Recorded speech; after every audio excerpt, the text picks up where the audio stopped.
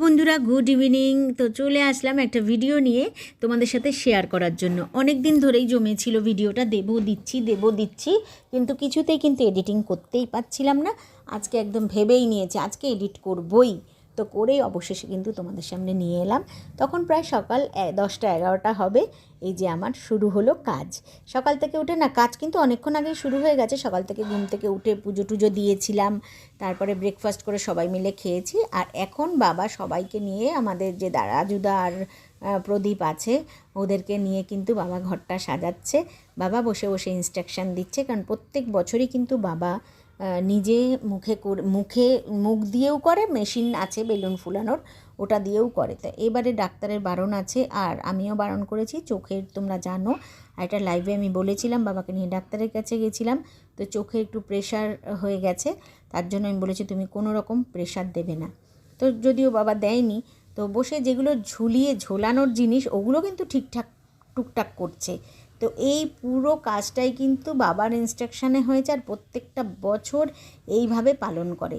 যদি আমরা 2-3 বছর কিন্তু বাইরেও পালন হয়েছে, কিন্তু সকালের দিকে এগুলো অবশ্যই সাজায়, মানে নিজে হাতে করে। এটা বাবার শখ, বাবা প্রত্যেক বছরই করে। যতটুকুনি এই ঘরের একটা কর্নার সাজিয়েছে সুন্দর, সারা ঘরে কিন্তু বেলুন দিয়ে সাজিয়েছিল, সে বাচ্চাদের মতন করে। তো বাবা এটা ভাবে না যে আমি বড় হয়ে গেছি।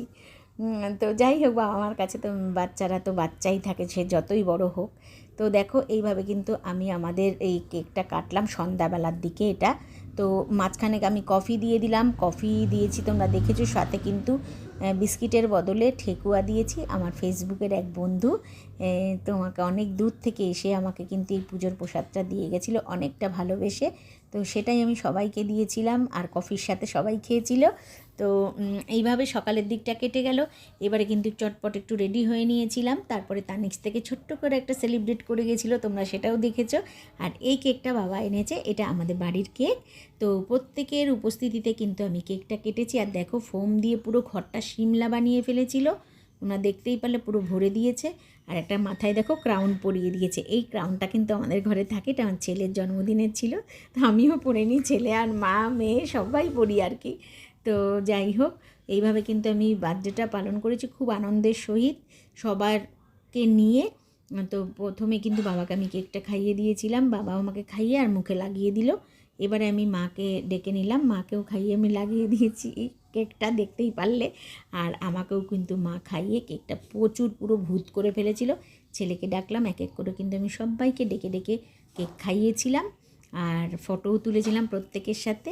তো এইভাবে ছোট্ট মোট্ট করে কিন্তু ঘরোয়া পদ্ধতিতে কিন্তু এইভাবে আমরা বার্থডে পালন করেছি। আর এই দেখো আমার বার্থডে কেকটা ভ্যানিলা টেস্টের ছিল, কেমন লাগলো অবশ্যই কমেন্টে জানিও। ঠিক আছে, দেখো।